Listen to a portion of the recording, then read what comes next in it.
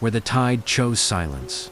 There are harbors that become holier with absence. Beneath lanterns and restless seas, two souls once stood beneath the same moon and mistook borrowed time for permanence. They believed there would always be another evening, another laughter, another chance to say what love left unspoken. But time is a patient thief. What it does not take suddenly, it carries away quietly, until one day, a familiar silhouette disappears into the mist and becomes part of the horizon itself. Years passed, and winter settled upon the one who remained. Silver touched his hair, sorrow softened his gaze, and memory became a harbor visited more often than the world outside. Yet, in the sacred space between yesterday and eternity, the departed seemed to return, not in flesh, but in remembrance. There, she stood again beneath the lonely lamps, carrying the same tenderness and the same sadness, as though she too mourned the conversations surrendered to pride, the embraces postponed by fear, and the ordinary moments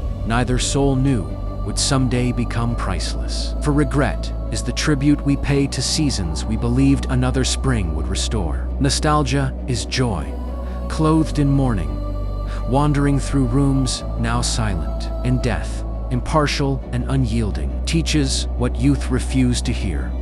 Every embrace is temporary, every farewell sacred, and every shared horizon a gift rather than a promise. The old soul in the harbor understands this truth. Wisdom is not born from possession, but from learning how to bless what leaves without, allowing bitterness to poison gratitude. Memory lingers like a lantern upon dark waters, not a chain, but a testament to two travelers who once shared the same stars. Some souls are not given to remain forever. They come to awaken tenderness and remind us that the heart can love deeply without surrendering its dignity. The ships remain anchored only for a while, for every vessel is fashioned for departure, and so are we. The wise do not spend their days chasing what the wind has already entrusted to eternity. They stand beneath the evening sky, honoring what was, accepting what is, and entrusting what shall be to the mercy of time. For peace does not come from forcing memories to remain.